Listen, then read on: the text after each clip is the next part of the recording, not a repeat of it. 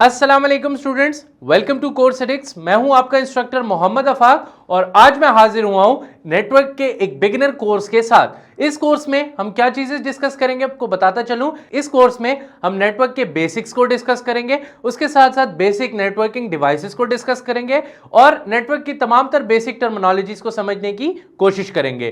तो इस पहले क्लास में हम देखते हैं कि नेटवर्क हमारे पास है क्या चीज बेसिकली, क्योंकि इस नेटवर्क के मुतालिक बहुत सारे लोगों के गलत कॉन्सेप्ट्स होते हैं। उस कॉन्सेप्ट को आज डिस्कस करते हैं। तो हमारे पास नेटवर्क क्या चीज है।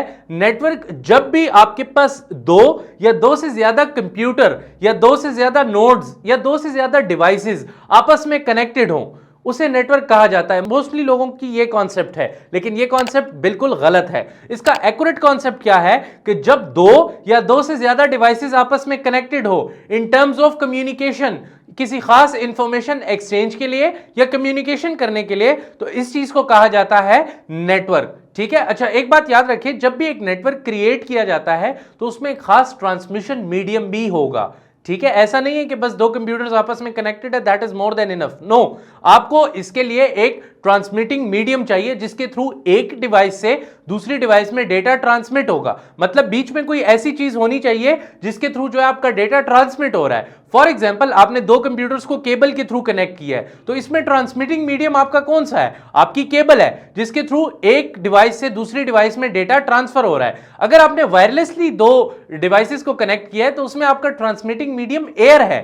ठीक है, आपकी जो हवा है उसके थ्रू जो है सिग्नल्स जो है वो ट्रांसफर हो रहे हैं एक डिवाइस से दूसरी डिवाइस के दरमियान।